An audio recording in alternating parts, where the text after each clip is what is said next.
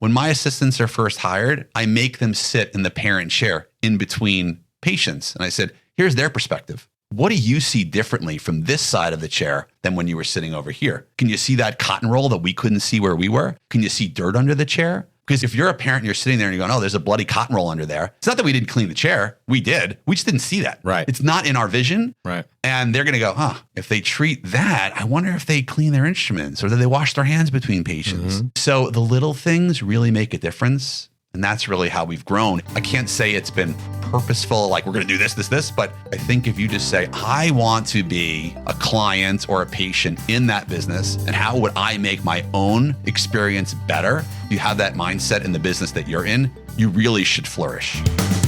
Welcome to the Midland Money Mindset. This is a podcast that's all about getting your mind right when it comes to all things money.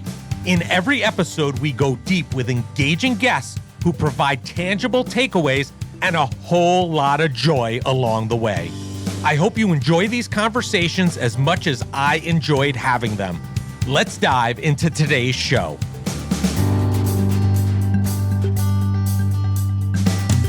I'm Larry Sprung, your host for the Midland Money Mindset and founder and wealth advisor of Midland Financial. Today's guest is Dr. Marc Adelberg, founding and senior partner of Adelberg, Montalvan Pediatric Dental. Dr. Marc, when not seeing patients, acts as the CEO and visionary for the team.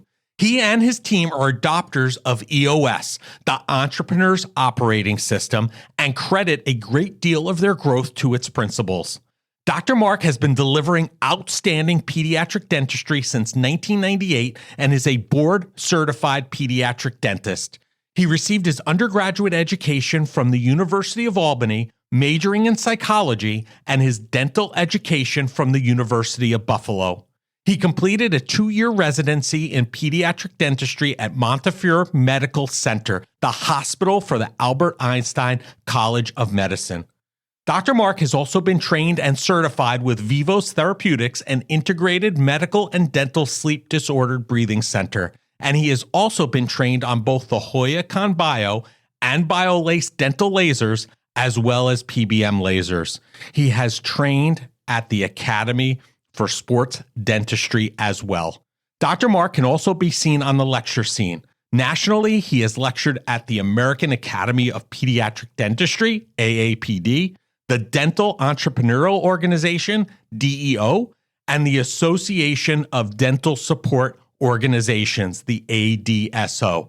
Locally, he has also lectured to residents at pediatric dental residencies, as well as mommy and me groups, preschools, nursery schools, kindergarten, and prenatal hospital groups. Listen in for some great takeaways about Dr. Marc's journey as a dentist and an entrepreneur and a visionary. Well, hello, everybody. Larry Sprung here, and I have the awesome pleasure of being with Dr. Marc Adelberg, the founding and senior partner of Adelberg Montalvan Pediatric Dental. Thanks for joining us today, Marc. Hey, Larry, thanks for having me. You almost make me sound important. I like the way I feel like I'm on a game show. Thanks for taking it like that. All of our guests are important, Marc. Come on, please. So listen, I want to start out. I know a lot about you, obviously, and I want to give our listeners an opportunity to know about you. So can you give our listeners a little bit about your path, who Dr. Marc Adelberg is, and how you got to where you are today? Well, that's a loaded question because, I always tell people, pediatric dentist is what I do, but that's not exactly who I am. I mean, I certainly pride myself on being a good husband, a good son, a good father. But I guess for the purposes of the podcast, you're probably more interested in the business mindset and where that came about. So I started my journey in pediatric dentistry all the way back in 1998.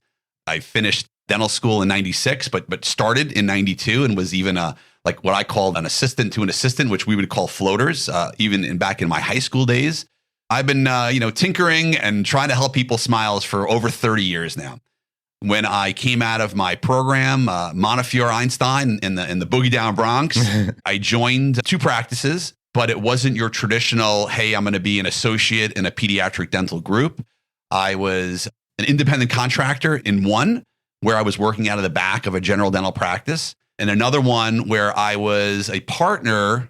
I'll say partner by name because the reality is, there were two other groups who were partnering up with me in there. One was the general dentists who own the building and the practice. And then there was a group that had started to create what we would probably now call a DSO, a dental service organization. But that back then, they didn't really have that name.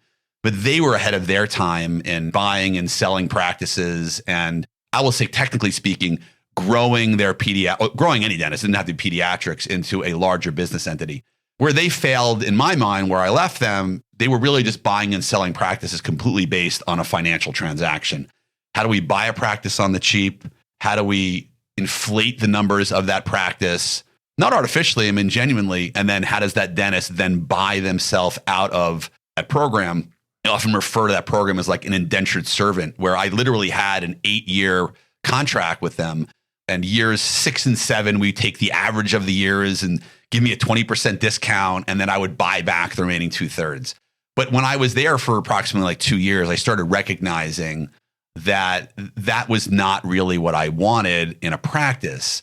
Their core values and my core values didn't match. Now, I didn't know what core values meant. I would just say to people who don't study those sort of concepts, there was something in my gut that told me this was not the right practice for me. These guys were not really interested in patient care. They were really more interested about dollars and cents. Right. And they were a number.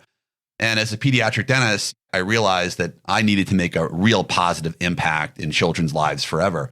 And you can't do that if they're just a number. You want to understand a patient, get into their mindset, because really being a pediatric dentist, you're like the psychiatrist of dentistry. Sure. You're working with a population that could potentially be really nervous, and you want to make them happy. You want them to really want to go to the dentist forever. I mean, when you look at the statistics around the country, 50% of the United States population does not go to the dentist for routine dental care. Doesn't mean 50% don't go, but they don't go for routine care. So a lot go for emergency. So you can imagine if majority of the time you ever went to a dentist was because you were in pain, you're probably going to be fearful. So I know a lot of your listeners are probably like, yo, they're shaking their heads. Yeah, I don't like my dentist. And it should never be the case. Right. I mean, and so I wanted to have a relationship with these patients, and that wasn't happening there. And I also wanted to have a relationship with the team that was working with me. Now, back then I probably would have called them staff, but now I don't look at anybody who works with me as staff. I mean, because they work with me. Right. Some might say, well, they work for me, but dentistry is really interesting because, at least for me, I'm still in the trenches. So my assistant is working with me to get us through that patient. They're working for the patient. They're no different than what we do here. We're working for the clients we serve. Exactly. Right? And so my assistants, my floaters, my hygienists, my front desk team, my admin team behind the scenes, my partners, I mean, we're all working for the same goal, which really is now we wanted to become, the premier pediatric dental program in all of Long Island. That's going to really positively impact the child's life forever. And that is really, we have that. That's our mission statement. And we dream it. We believe it.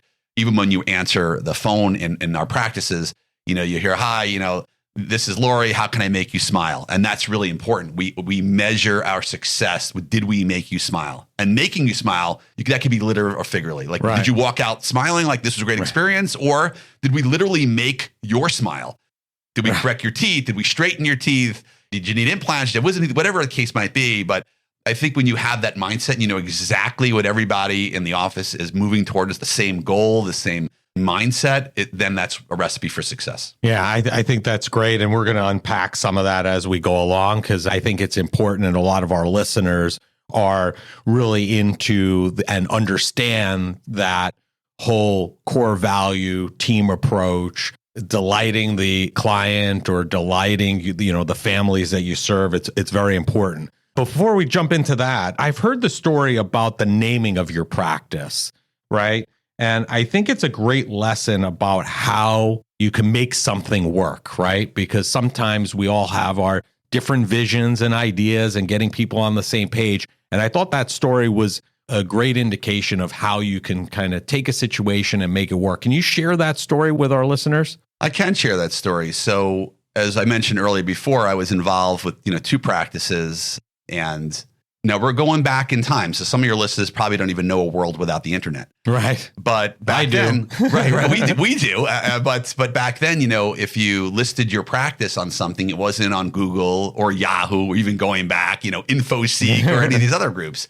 It was, you were in the Yellow Pages. Right. And they had local Yellow Pages and regular Yellow Pages. And everybody, even though I'm technically Dr. Adelberg, everybody knows me as Dr. Marc. So when it was time for me to go out on my own and leave, nobody really knew how to look up Dr. Adelberg because it was Dr. Marc. And again, what people don't realize is you would call 411. Hi, this is AT&T. How can I help you? Like, you can't say, I'm looking for a Dr. Marc who's a pediatric dentist somewhere on Long Island. And based on my contractual obligations, I had a non-compete, a restrictive covenant, et cetera.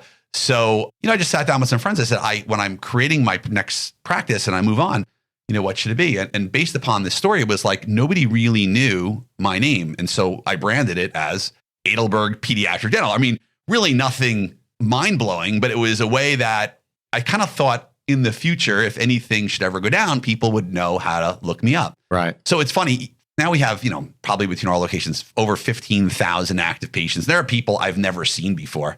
They see my partners, and that's fine. I mean, we want to develop a relationship that anybody in our practice could see anybody, and anybody would want to see anybody in our practice. And every once in a while, I'll meet somebody who's been in the practice for let's say 10 years.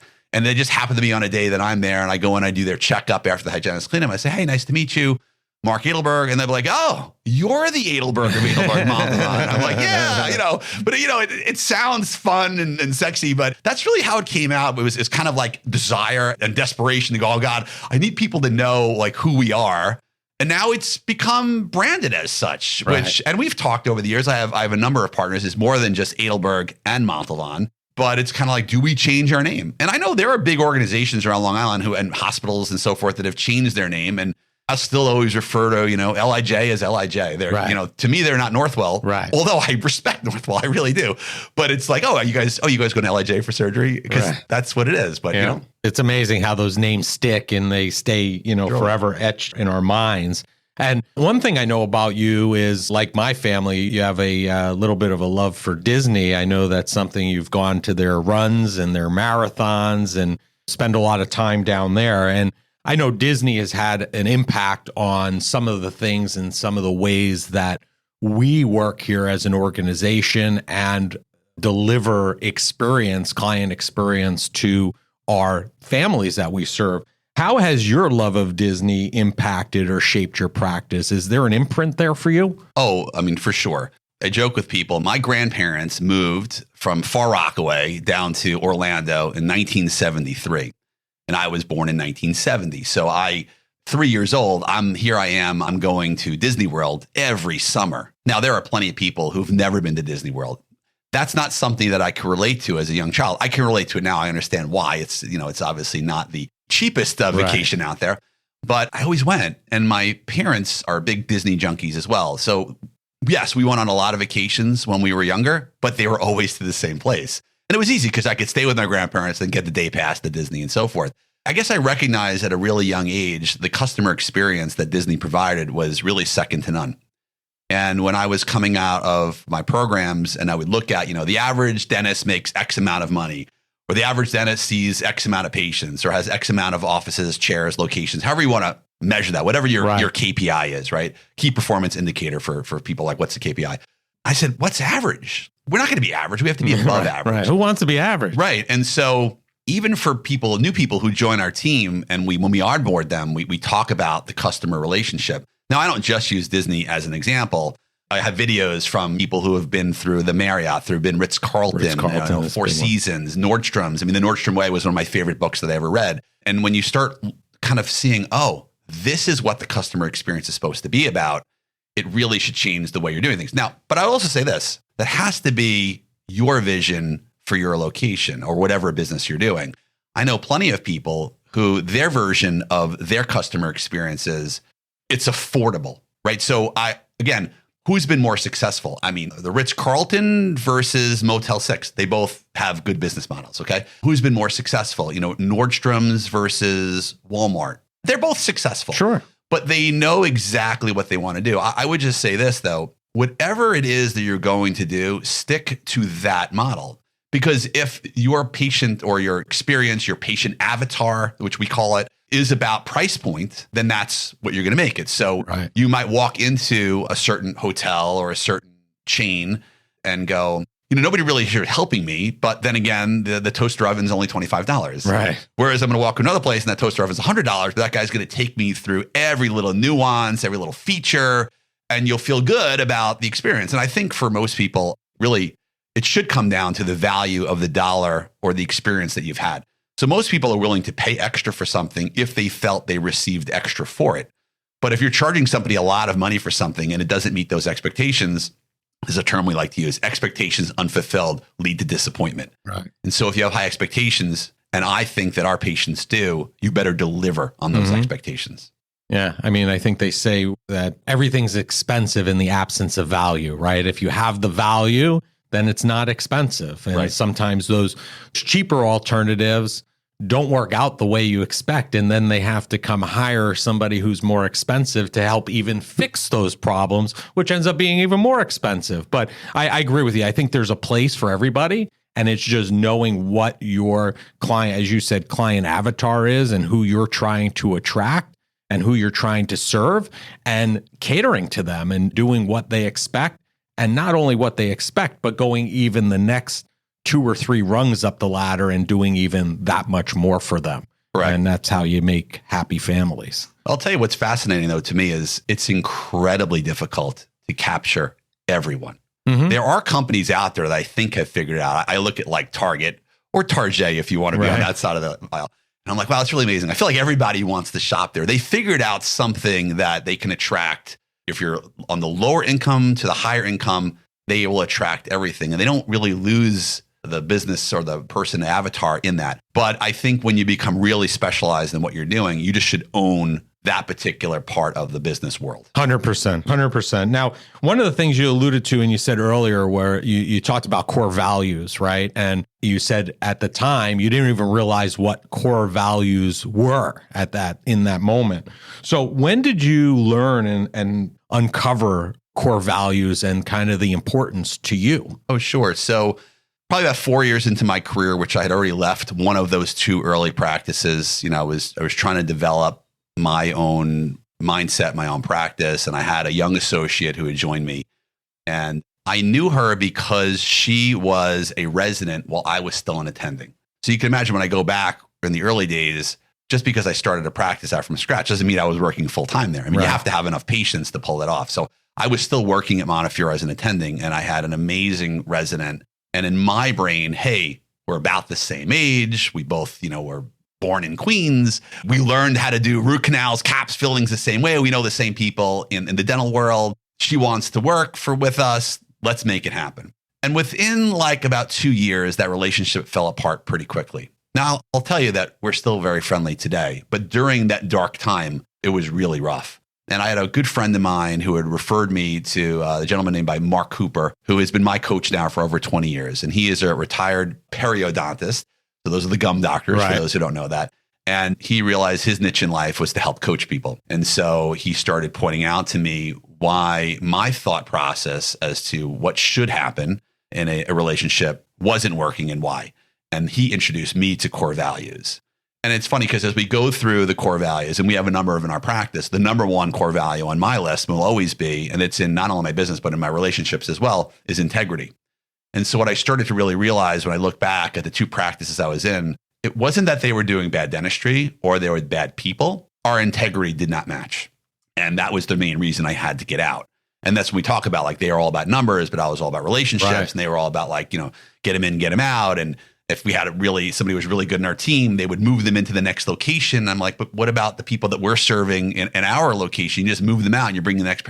It didn't make sense to me, but now it does because they lacked the integrity that I saw and I had to change that. And so that was my number one core value. And so in my partner, who's the Montalvan of Adelberg, and I have a few other partners, but when we were bringing her on, that was a big component. Do we share the same core values? And that was paramount at that time. Alignment. Yes. It's important.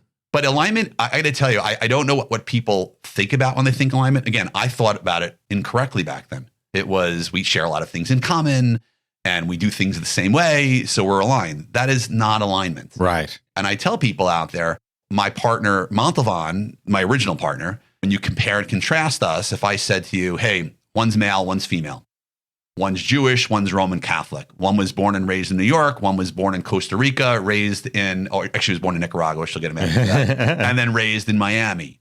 Well, those are traits, right? But I think to I don't want to make it like the average listener, but they might be like, oh, like, I really like this guy because, we both played lacrosse together and we both went to, like there may be something there that you can chat about, but doesn't mean you're going to become good business partners. Mm-hmm. And a lot of business partnerships and associateships break up because they didn't really do the deep dive to say, hey, what do we share as core values? So Montalvan, who is Erica, and myself, we sat down and we came a list with each other, expectations, concerns, what we think core values should be of the practice. And once we realized there was really good alignment, now we really knew that we were aligned. It was like, great, now we can launch. Right. All right. But the second thing I would bring to that, because it's not just about core values. And that's the kind of the epiphany I've had in the last 10 years. It also really matters that you have the same vision as to where you want to take your business. Now, here's the thing that I've talked about on the big stage at some of these conferences. You can have two people with almost identical core values, but have very different visions to how they want those core values to unfold. And that is going to cause a breakdown. And if I said to you, without becoming uber political, if you took people who are in our government on the left and people on government on the right, and you didn't know their names, and just say, list their core values, not their vision for how the country's supposed to be run, they're going to be pretty similar. And you'd be like, there's no way. But they are, because they both want what's best for the country. They both, and they'll list things like that, but they're not telling us how they're going to get from point A to point B. So you could sit down with it. Like, people might listen to, all right, I'm going to sit down with my business partner. We're going to go over our core values. Hey, we're aligned. Like, let's buy this building together. Let's invest together. I would say, like, well, what do you want to do in the future? What's your immediate plans? Which 1, 3, 5, 10-year plans going out? What type of people do you want to attract? How do you want your business plan to model? Do you want to take out money? Do you want to take out money? What's your risk aversion? Like, there are things you're going to have to go into that don't actually come out in core values. They come out after that. Agreed. And if you have two very different visions, that is a roadblock. I think the thing where core values come into play is the hope is if you are aligned at least on that level, a lot of the other things you could potentially work out. Correct. You have a greater propensity to work those out than if you didn't go through that core value exercise to begin with. But if you're in a position where you're in growth mode and you want to grow the practice significantly over the next 10 years, and they're in complacency mode where they're happy with the practice the way it is, then there's a tremendous misalignment there, and there's going to be some butting of heads, even though the underlying core values are there. Correct. So core values, it really matters, but the vision of what's going to unfold after that also matters. And I will tell you, how this translates to other parts of business, people can use their imagination. But when I was starting out, I wanted partners in my practice. I did not want investors. Right. I wanted people who were invested. Agreed. Okay. And so when I sat down with the people who are now my partners in the practice, very early on in the interview process, not even when they were working for me originally, like we were in the interview process, I would say to them, do you want to become a partner in the practice, or are you just looking for a job? Mm-hmm. And either answer is fine, but at least I know now how I'm going to start moving through that process. And the example I give to people is, imagine you're out on your first date, okay? And with whoever's sitting across the table from you, okay? And you say to that person, hey, do you ever want to have children? Now that person across the way might look at you like, with you? Right. No. I'm not really asking if you want to have kids with me. I think we're on our first date. It's a little premature to know if we're going to get married and have kids. Right. But like for me, at least when I was growing up, I knew that one of the things that I wanted to do later in life was become a father. And my 3 children are the greatest gifts that's ever been given to me. Thank you to my wife. What if the person across the table said, oh no, I don't ever want to have children. I want to travel the world. I want to be independent. Right. What's the point of going on date number 2? Not going to work. Why? Because you're attracted to each other? It doesn't matter, because what are you going to convince that person that then now they should have children? Right. And I think we all know people in our life who maybe, there's kind of like that old line, oh, if you have an extra kid, it'll like improve your marriage. It doesn't. Right. Okay. Not if they never wanted to have kids to begin with. Right. Go. And I think that you can use that analogy in business as well. So you find a business partner, you guys buy in together, the business is going really well. And then all of a sudden we're like, hey, we're going to expand or we're going to franchise. And they go, I never wanted to do that. Right. What do you mean? Look, we have a great business model. We can make a lot of money doing this. So like, what do you mean? Like, I'm really happy, like working in our small town, doing our thing. I love being the big fish in the small pond. It works for me. And the other partners go, no. I want to be the biggest fish in the biggest pond ever. Something's going to go very wrong. Not going to work. Right. Agreed. And, I do the same thing here. We do it here when we bring in new potential stakeholders or team members for the firm. If they're applying for a role, I proactively ask them, are you looking to be the best at this particular role for the rest of your career, or are you looking to be and have advancements to other roles within the organization? And there's no right or wrong answer. Some people, hey, if they want to be a client service person, they could be the best client service person for the rest of their career if they get energized and they're operating their unique abilities every single day in that method. Then that's great. If they have the propensity, I want to know so we could help develop them and move them up the ladder, so to speak, of where they want to be. So, it's very upfront and we know what their expectations are. Because I think we're seeing that now. A lot of people are reevaluating their career choices, where they are, if they're progressing and they feel stale or whatever. We're seeing that now as, in the workforce, I think very heavily. Right. So, And it's funny, a lot of people will say, oh, it's the way employment's going right now, and this is terrible. And it's all this massive, shift from, I don't want to work here, I don't work there. And if that's your mindset, you're probably going to wallow in your oh, I can't get anybody to work for me. Why don't you just accept that as a challenge? Sure. Where am I going to find these people? So it's interesting, we would always look for certain type of people to come in and work with us. And we saw some people leave in recent years, which really never happens. And some of them went to say work for, Northwell. And, how can I compete on some levels with somebody who's been working for me, till 7:00 at night and working every other Saturday, where they can go work at Northwell. They work less hours, they do less work, they're getting better benefits because they're a pool of thousands of people. And, right. And I said to my practice manager, let's kind of do a shift here.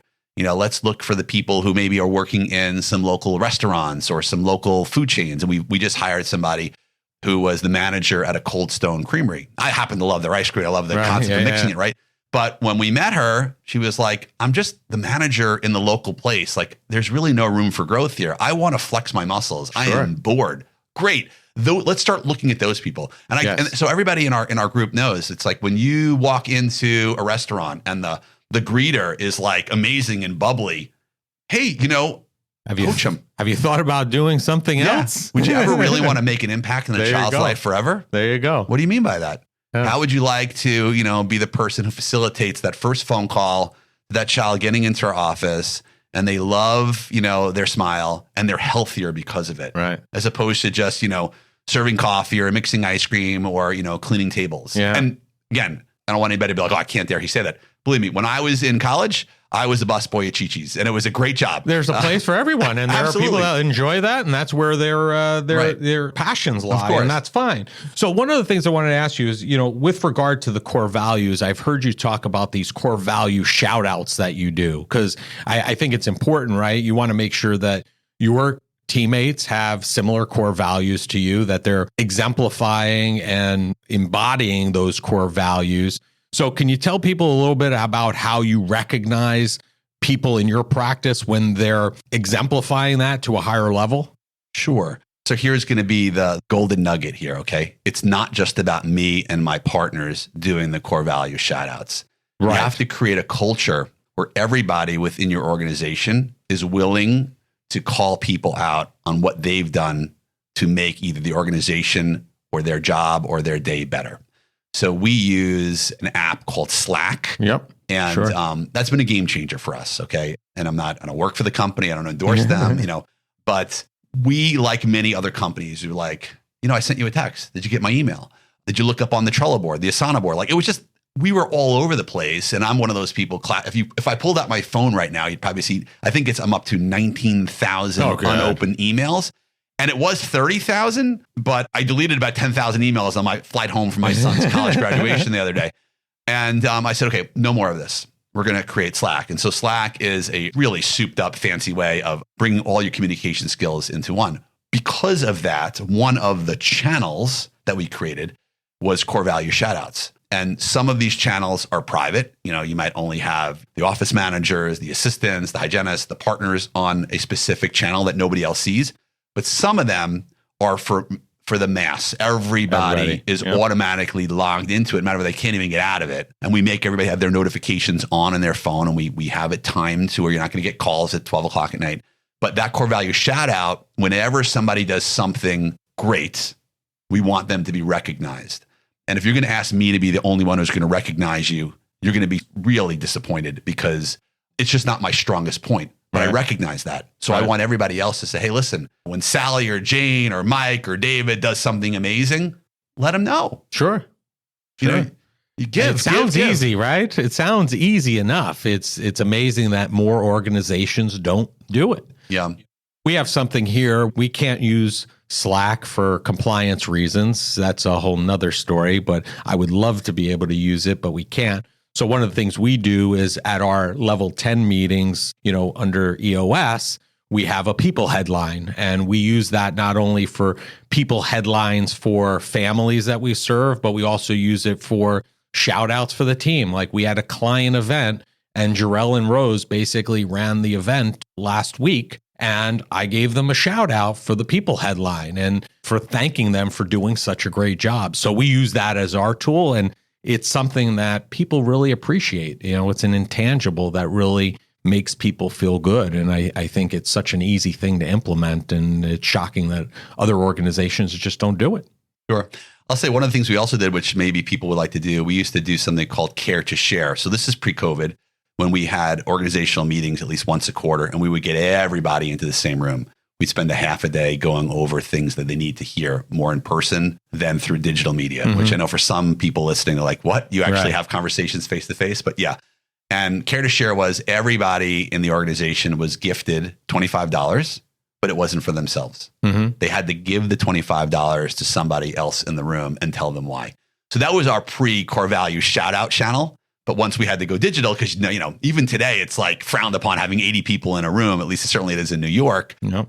But that was wonderful. And it was our way of not only making sure people were recognized, but they were also getting like a bonus because of it. Yeah. We had a guest on by the name of Marc Gagne in his organization around the holiday times, or maybe Thanksgiving. He gives each of his employees $100.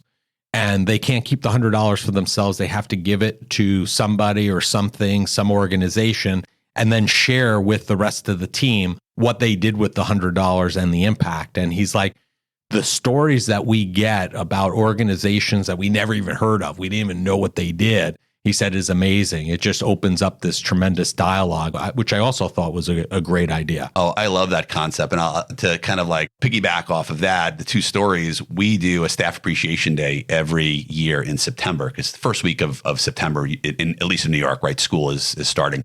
So we close for the first week, but we spend that week doing staff enhancement and CPR training, et cetera.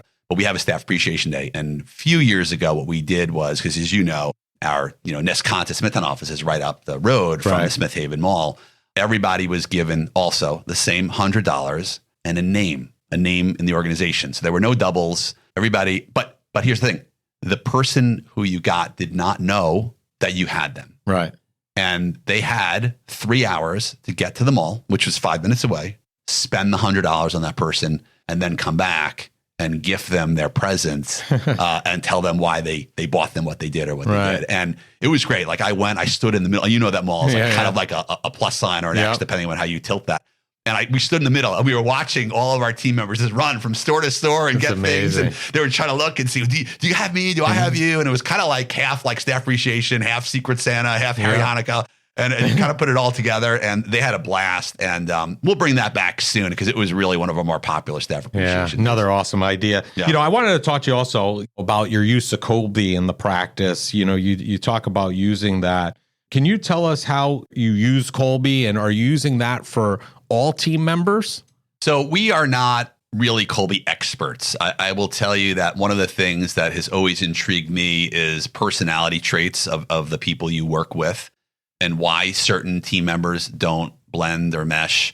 And so we did, just for our leadership team, Kolbe scores, and get an idea of why maybe we stall. And so we had found out, of the 6 people on our leadership team, 5 of us have really, really high fact finders. And maybe that's why sometimes we're paralyzed by indecision. Okay. So we kind of used it like that. I think there's great value in understanding kind of the why you hire people. And again, it goes back, we talked before, core values, purpose. Again, all of that could still really be aligned. Right. But then it's like, again, how am I going to get there? And some people might be a little slower, some people a little faster, the quick start versus the fact finder. And then you can actually kind of do that deep dive into what's really going on in that person's mind. What I find fascinating about Kolbe scores is that although at times you can be in transition, if you kind of look at your Kolbe scores from when you were younger to when you're a little bit older, the scores really don't change that much. So, it's kind of like when they say a tiger can't change his stripes. It's kind of true.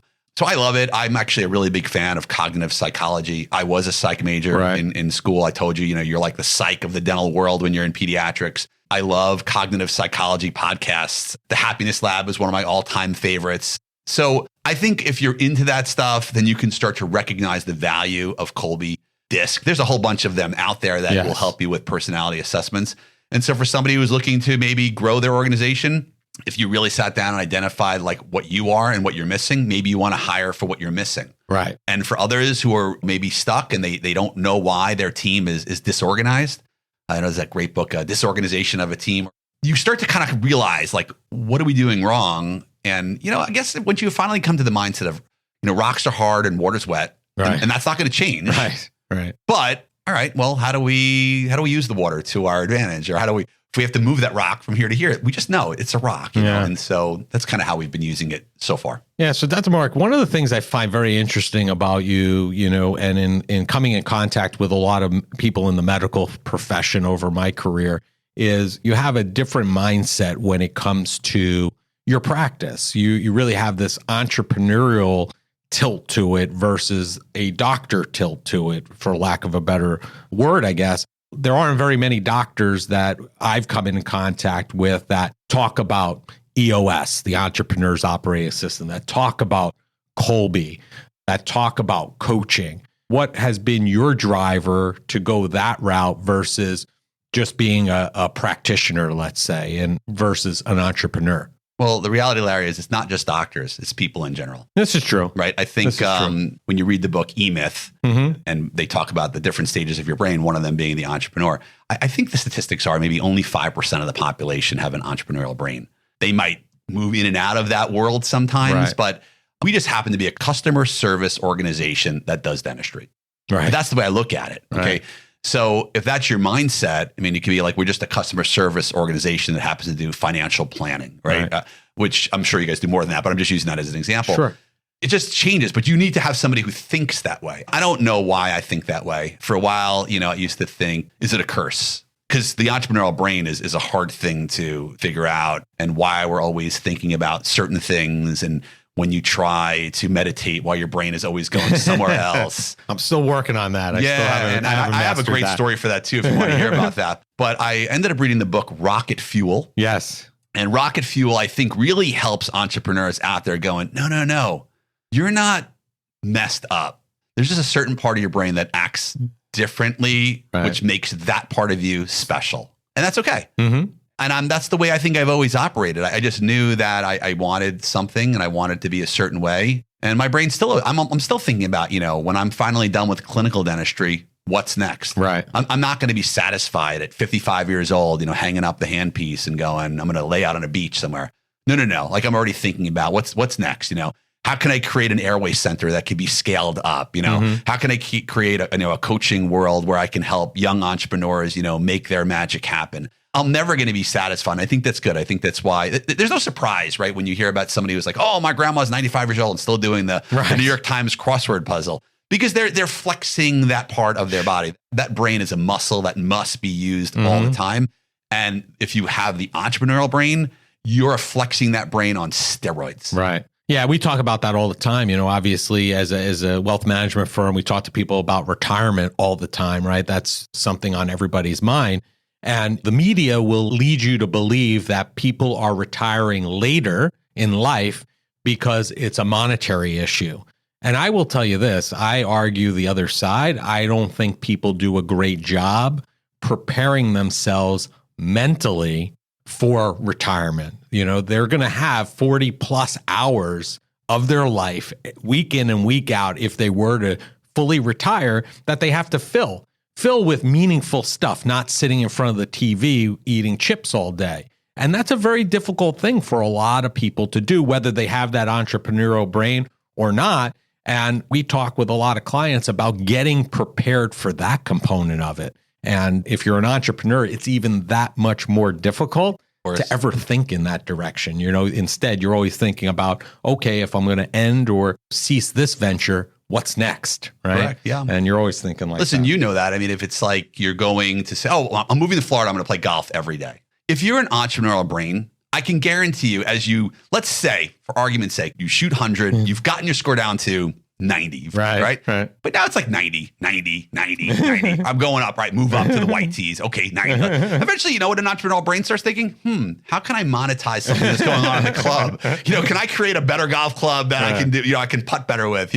Maybe I could create a vacation area where I can start renting people out to play more golf. Like your mind always just starts, revolving around. I got to do something with what I'm doing right now, or else I'm just, right, you're either growing or you're dying. How can I improve, develop, or change what I'm doing right now? That's exactly right. And that's the way our brains think. Turn it into a business. And other people will be like, don't have that mindset. Like, you're crazy. Just sit back and finally relax the fruit. Just enjoy the fruits of your labor. This is enjoyment, though. Right. Well, you know what? Fruit grows every season, right? It comes back. And sometimes it comes back more robust. But if you have a fruit tree and the fruit's dying off, you'd be like, wow, something's wrong. I need to figure this out. I'm always like, let's fix it. Let's tinker. Let's make it better. And that's what people think. So how do you think, and what do you attribute to your ability to grow the practice so quickly and scaling it in such a competitive environment? Because as you said, you want to be, and I don't want to misquote what you said, but you want to be the premier dentistry, pediatric dentist on Long Island. Was that what it was? Correct. So Long Island is a very saturated, competitive market. I've heard you say that yourself.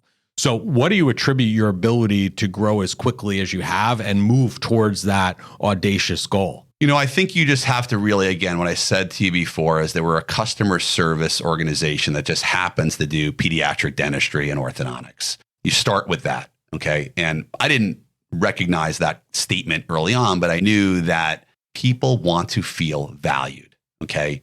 And if you're in a service industry, you have to be willing to serve. I mean, it's a really big component. You have to want to serve and make a difference in the operation that we are putting together, okay? And so that's just what's happened. And I really honestly believe in my heart that there are families all over our area that recognize that when they come to see us, it's a different experience. And I've had these conversations with my friends who are physicians who, and this is even before hospitals were buying everybody up. And I would say to my buddy who is he's a big time ophthalmologist down in the Maryland area. And I said to him, what do you do in your practice that makes it special? And he says, it really doesn't matter because people just like, oh, do you take Oxford? Yeah. Okay, so I'll go there. And I'd be like, well, okay, so there's a guy 2 blocks down from me that takes Oxford as well. Why you versus them? He's like, I don't know. I mean, it just is what it is. And I don't, if you really want to grow and you want to have 2 or 3 ophthalmology practices in this example, it's like, well, what's going to make you different? Right. And even if it means something so simple as, having a coffee or espresso bar in your waiting room, then do it. Right. To me, when I first opened my practice, again, something so simple that people, I think, recognize now. And again, let's put the COVID situation aside. But when I first entered healthcare, it was your classic, you walk in, there was a desk with a glass wall in front of you. And the person who was sitting on the other side of that glass wall was either on the phone, typing, maybe doing their nails, whatever it was. And you could be standing in front of that glass wall, waiting for the Messiah to come, open it up, them look at you in the eyes and say, can I help you? Right? When you think about that mindset and then go, remove the barriers. And I mean, not just the glass wall barrier, remove the barriers. They walk in, it's open, it's airy, it's colorful. It's not just white walls. Okay. You walk in, the person behind the counter looks up with you with excitement. Hello, Mrs. Jones. How are you today? Oh, you're here with Joey. Excellent. Good. We're so happy to have you here today. Is there any changes in your insurance you need us to know about? No. Wonderful. All right. So listen, have a seat, be comfortable. We got the TVs on. We got your kids can play video games. Back then you would have magazines. There's coffee on the side. Can I get you some water? Like these sort of things, they are not expected. Right. Right. And I've heard people say, well, how can somebody complain? They wait in their physician's office for an hour. I'm like, that's the bar you're setting? Right. No.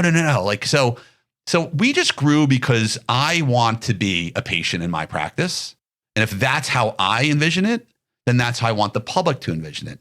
See, what you don't, Larry, you and your kids have been in the practice for a really long time. Sure. Here's the things you don't see behind the scenes. When I hire new dental assistants, we both sit at the patient's head, right? You and your wife would sit at the patient's feet. We have chairs in the room for you guys to see what we're doing. But here's what you don't see. When my assistants are first hired, I make them sit in the parent chair in between patients. And I said, here's their perspective. What do you see differently from this side of the chair than when you were sitting over here? Can you see that cotton roll that we couldn't see where we were? Can you see dirt under the chair? Because if you're a parent and you're sitting there and you're going, oh, there's a bloody cotton roll under there. It's not that we didn't clean the chair. We did. We just didn't see that. Right. It's not in our vision. Right. And they're going to go, if they treat that, I wonder if they clean their instruments or do they wash their hands between patients? Mm-hmm. And so the little things really make a difference. And that's really how we've grown. It hasn't, I can't say it's been purposeful, like we're going to do this, but I think if you just say, I want to be a client or a patient in that business, and how would I make my own experience better? If you have that mindset in the business that you're in, you really should flourish. Yeah, I agree. And thank you for sharing that. So it's been a pleasure having you here. And we end every show, it is the Mitlin Money Mindset, by asking each of our guests the same question, which is, what did you do today that brought you joy and put you in the right mindset for success? What did I do today? I can't tell you there was anything really special about this morning that made me feel different, because I really think this way all the time. But listen, I woke up early, I took a shower, I made myself breakfast. It wasn't just going to be cereal. I had bacon and eggs and a cup of coffee. I sat down, I watched the Yankee highlights. I was happy to see Toronto lose in overtime because I don't want to see John Tavares ever win a Stanley Cup, which is going to upset the people in Toronto. But, and Larry, I know tonight you're anticipating your Rangers but you know what? What did I do today? My daughter's getting her wisdom teeth out. Okay. I gave her a big hug. I kissed her on the head. I said, I love you. I'll see you later. Right? Okay. And I think those little things maybe make a big difference. It's not that people just take those for granted, and the time is precious, and enjoy every moment of it. Agreed. Now, Dr. Marc, we're going to have all your information in the show notes, but if people want to find you, learn more about you, connect with you, what's the easiest and best place for them to do that? I'm on LinkedIn. You can certainly find my profile there, and it's nothing crazy. Marc Adelberg, DDS. We have a website, adelbergpediatricdental.com, which you can, see what we do and how our practices are designed, et cetera. That's the easiest way to reach me. And then I'll get back to you. I have, pages on Twitter and Facebook and all sort of stuff. But, a lot of that stuff is frivolous and it's silly. And right. And honestly, I do try to keep my personal life and my business life a little bit separate. So if somebody's like, I'm just going to Facebook request you as a friend, I'll just be honest with you. If I don't know who you are, right. I probably won't accept you. But on LinkedIn, I definitely would. Because to me, that's a different forum and it's a different platform. And, and if somebody's looking for, coaching or mindset, that's really where I'm heading after I'm done with clinical dentistry. And so I still don't know the exact role I'll play in my own organization when I finally hang up the handpiece. And I hope that I'll stay on, and whether it's be on the board or be on, their C-suite. But coaching is going to be my passion. And that's what I'm training to do right now. And I've had a coach for well over 20 years. And whether it's me or it's you, Larry, or anybody else in this world who's looking for help, you should have a coach. Yeah, I agree. It's the greatest investment I ever made in my own business, because it's somebody who's going to help guide you along the path to where you need to be. Yeah. We talk about it all the time on the show. Everybody has a coach, right? We send our kids to coaches for sports. We get coaches for other things. There's no reason why we shouldn't have coaches to help us with our business, because as an entrepreneur, there's always something to improve, develop, or change and learn. Correct. Always. Amen. So thank you for being on the show. I appreciate you sharing these great insights, and make it a great day. Perfect. Thank you. I want to thank Dr. Marc Adelberg for being a guest on the Mitlin Money Mindset. Dr. Marc and the growth of his practice are really what EOS is all about. It seems to have given him an edge in a very competitive market and environment. Dr. Marc is a true entrepreneur that happens to be a dentist. His commitment to core values and experience are a true differentiator for his team and patients. Dr. Marc and Adelberg Montalvan Pediatric Dental can be found across all social media platforms, and all the contact information needed to find them can be found in the show notes. Thank you for joining us this week on the Mitlin Money Mindset. Make sure you visit our website at mitlinmoneymindset.com and smash the subscribe button so you don't miss a show. We encourage you to help others find our valuable content, and please don't keep us a secret. You can also schedule an Is There a Fit call right from our website, or by using the link that you'll find in the description section of your podcast player or app. And be sure to join us for our next episode to learn more about getting your mind right when it comes to all things money. The opinions voiced in the Midland Money Mindset Show with Lawrence Sprung are for general information only and are not intended to provide specific advice or recommendations for any individual. Past performance is no guarantee of future results. All indices are unmanaged and may not be invested into directly. Investing involves risk, including possible loss of principal. No strategy ensures success or protects against loss. To determine what may be appropriate for you, consult with your attorney, accountant, financial or tax advisor prior to investing. Investment advisory services offered through CWM LLC, an SEC-registered investment advisor. Guests on the Midland Money Mindset Show are not affiliated with CWM LLC.